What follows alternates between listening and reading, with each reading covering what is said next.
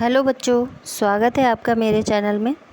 अब हम उद्धव प्रसंग का दूसरा खंड पढ़ेंगे।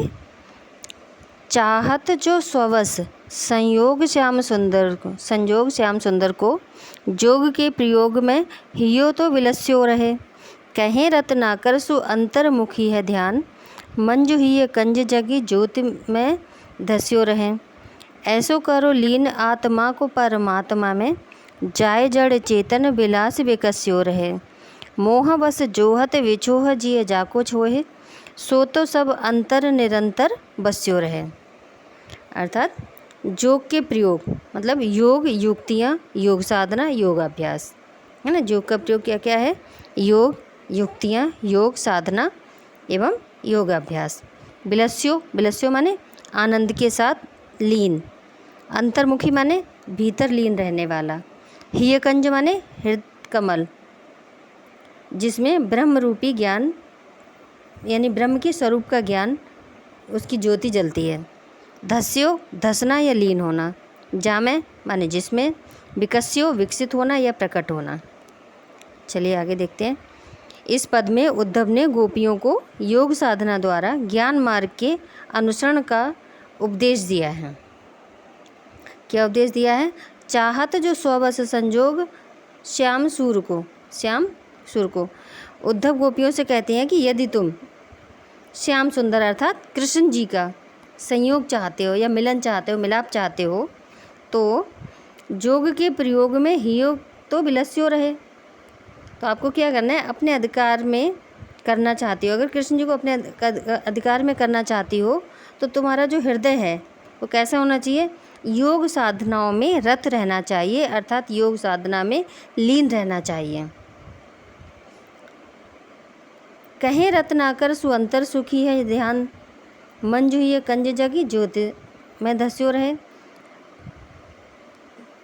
तो आगे कहते हैं कि अपनी आत्मा को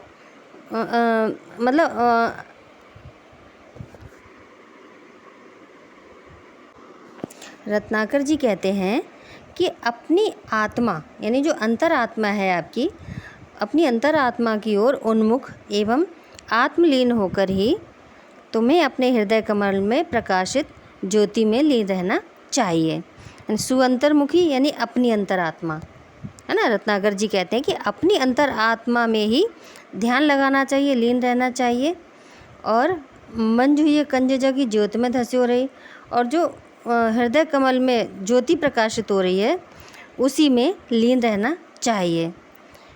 ऐसे करो लीन आत्मा को परमात्मा में, तुम अपनी आत्मा को ब्रह्म में इस प्रकार लीन करो अर्थात मग्न करो, जैसे जामे जड़ चेतन विलास विकस्यो रहे, जिसमें जड़ और चेतन का आनंद प्रकट होता रहे। मतलब अपनी आत्मा को परमात्मा में इस तरह से लीन कर दो कि जिसमें जड़ और चेतन, है ना, जड़ और चेतन दोनों का आनंद प्रकट होता रहे। मोह बस जोहत विछोह जिए जाको छावे, जिस प्रकार से ब्रह्म का साक्षात्कार करने वाली जो योगी को जड़ और चेतन में एक विलक्षण आनंद की प्राप्ति होती है, वही आपको प्राप्ति हो, ऐसा अपनी अंतरात्मा को लीन कर दो। जैसे मोहवश यानी जैसे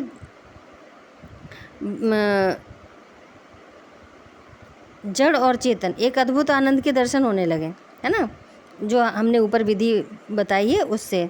तो उस विधि से तुम अपनी आत्मा को ब्रह्म में लीन करो, ठीक है।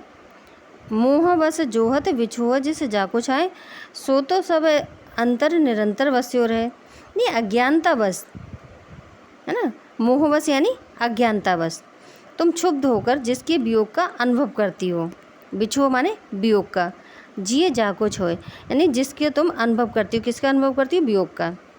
दोबारा देखते हैं। जैसे अज्ञानवश तुम क्षुब्ध होकर जिसके वियोग का अनुभव करती हो, सो तो सब अंतर निरंतर बस्यो रहे, वह तो सभी के हृदय में सदैव विद्यमान रहता है, ठीक है। इसको एक बार और देखते हैं कि उद्धव गोपियों से कहती हैं कि यदि तुम लोग श्याम सुंदर अर्थात कृष्ण के संयोग यानी मिलन को अपने अधिकार में करना चाहती हो, या अर्थात उनसे मिलना चाहती हो, तो तुम्हारा हृदय योग साधनाओं में रत रहना चाहिए। अपनी अंतरात्मा की ओर उन्मुख एवं आत्मलीन होकर तुम्हें अपने हृदय कमल में जो ज्योति प्रकाशित होती है ना, उसी में लीन रहना चाहिए। तुम अपनी अंतरात्मा को ब्रह्म में इस प्रकार मग्न करो जिसमें जड़ और चेतन का आनंद प्रकट होता है। ठीक है। अज्ञानवश तुम क्षुब्ध होकर जिसके वियोग का अनुभव करती हो, वह तो सभी के हृदय में सदैव विद्यमान रहता है। ठीक है बच्चों, अब आपकी समझ में आ गया होगा। धन्यवाद।